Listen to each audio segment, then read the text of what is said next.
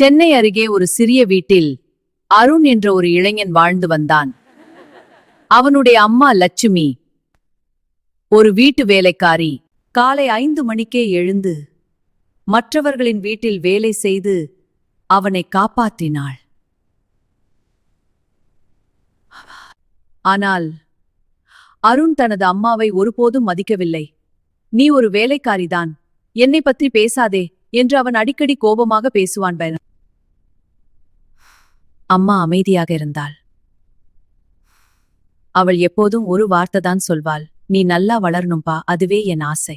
ஒரு நாள் அருண் கல்லூரிக்கு போகும்போது அவன் நண்பர்கள் அவனை கேலி செய்தார்கள். ஏன் பெய், உன் அம்மா வேலைக்காரியா?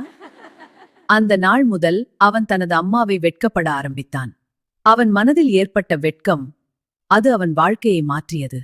ஒரு நாள் அவன் தனது அம்மாவிட சொன்னான், நாளை காலேஜ் ஃபங்க்ஷன் இருக்கு, நீ வரக்கூடாது. அந்த வார்த்தை அம்மாவின் இதயத்தை உடைத்தது.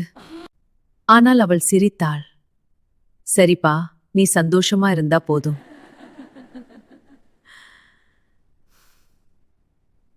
அடுத்த நாள் அருண் ஃபங்க்ஷனுக்கு போனான். அங்கு எல்லாருடைய பேரண்ட்ஸ் வந்திருந்தார்கள். அவன் மட்டும் தனியாக இருந்தான். ஆனால் ஈகோ விடவில்லை.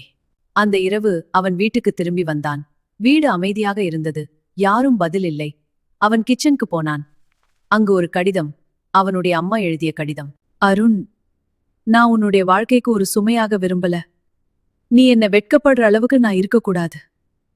நான் சில நாட்களுக்கு வெளியே போகிறேன். நீ நல்லா சாப்பிடு, நல்லா படிச்சு பெரியவனா ஆகணும். அதுதான் என் கனவு. அந்த கடிதம் படித்தவுடன் அருணின் கண்மை கண்ணிரம்பித்து அவன் முதல் கண்டு பேடாக்க முடியவில்லை.